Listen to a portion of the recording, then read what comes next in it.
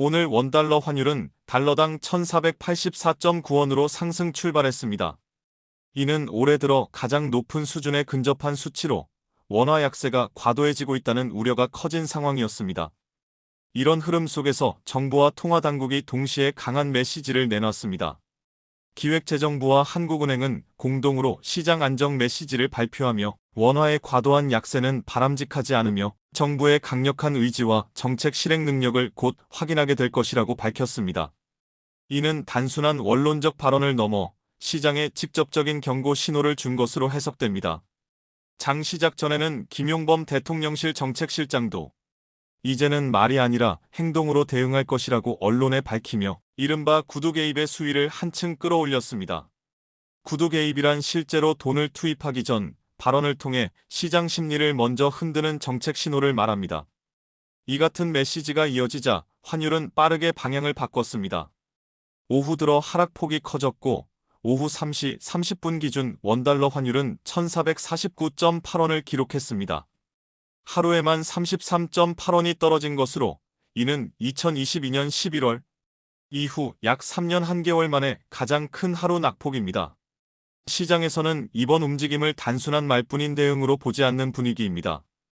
일부 외환시장 관계자들은 정부가 실제로 달러를 매도하는 방식의 개입, 즉 실개입에 나섰을 가능성도 배제하지 않고 있습니다. 실개입이란 외환 당국이 직접 시장의 달러나 원화를 사고 팔아 환율을 조정하는 행동을 의미합니다. 여기에 더해 정부가 준비 중인 추가 대책들도 환율 하락에 영향을 준 것으로 보입니다. 정부는 최근 환율 상승의 주요 원인 중 하나로 지목된 개인의 해외 주식 투자 확대를 꼽고 이 자금을 국내 시장으로 유도하겠다는 방침을 밝혔습니다. 구체적으로는 해외 주식을 매도한 자금으로 국내 증시에 투자할 경우 양도소득세를 면제해주는 방안을 검토하고 있습니다. 또 환율 변동 위험을 줄이고 달러 유입을 늘리기 위한 선물한 매도 상품을 개인 투자자도 이용할 수 있도록 출시할 계획입니다. 쉽게 말해 해외로 나간 돈이 다시 국내로 들어오도록 유인을 만들겠다는 전략입니다. 기업을 대상으로 한 대책도 포함되어 있습니다. 해외 자회사에서 받은 배당금을 국내로 들여올 경우 이에 대해 세금을 매기지 않아 국내로의 달러 유입을 늘리겠다는 구상입니다. 이처럼 강한 메시지와 정책 패키지가 동시에 제시되면서 당분간 환율이 더 급등할 것이라는 기대는 일단 꺾였다는 평가가 나옵니다. 다만 전문가들 사이에서는 의견이 갈립니다.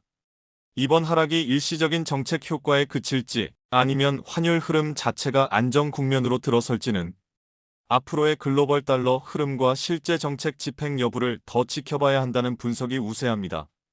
정리하면 오늘 환율 급락은 정부의 이례적으로 강한 경고성 발언, 실제 개입 가능성에 대한 시장의 인식 그리고 해외 자금을 국내로 돌리려는 정책 신호가 한꺼번에 작용한 결과로 볼 수 있습니다.